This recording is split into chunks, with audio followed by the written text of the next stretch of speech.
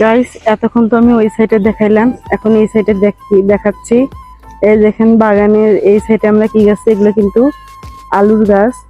আপনারা যদি এই আলুর গাছগুলো চেনেন অবশ্যই কমেন্ট করে জানাবেন। আর এই দেখেন মরিচের গাছ গায়া হয়েছে। আবার এই পাশে দেখেন আর একটা জিনিস দেখাচ্ছি, সেটা হচ্ছে পেঁপের গাছ। এই দেখেন পেঁপের গাছ, পেঁপের গাছে কিন্তু ফুল ধরছে। এই দেখেন পেঁপের গাছে কিন্তু ফুল ধরছে অনেক সুন্দর। আবার এই পাশে দেখেন কুশেরের গাছ, কিন্তু এলেন কিন্তু কুশেরের গাছ। আখ, এটা কি বলে, আখ। এটা আখের গাছ, মানে কুশেরের গাছ।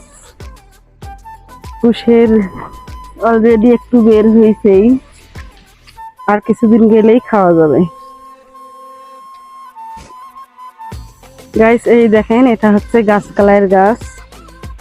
এটা হচ্ছে বাগানে গেছি, মানে আর কিছুদিন গেলে গাছ কালাই হবে, খাওয়াও যাবে।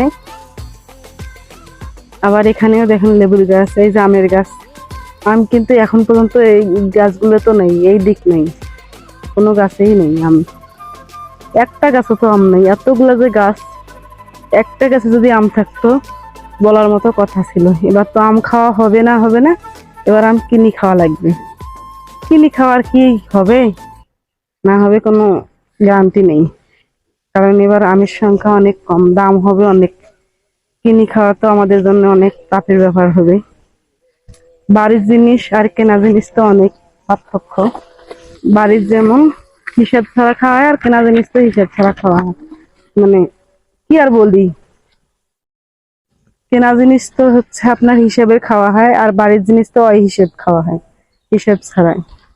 এই দেখেন আমি সুপারির গাছগুলো গাছছিলাম, সেখান থেকে এই গাছ থেকে এই ঢালকা পোস্তা, এই দেখো সুপারির গাছ, সুপারির বাদাও বের হয়েছে গো। এই দেখো সুপারির বাদা বের হয়েছে, সুপারির সুপারির বাদাও বের হয়েছে। এই দেখো ও পাশে একটা বাদা বের হয়েছে।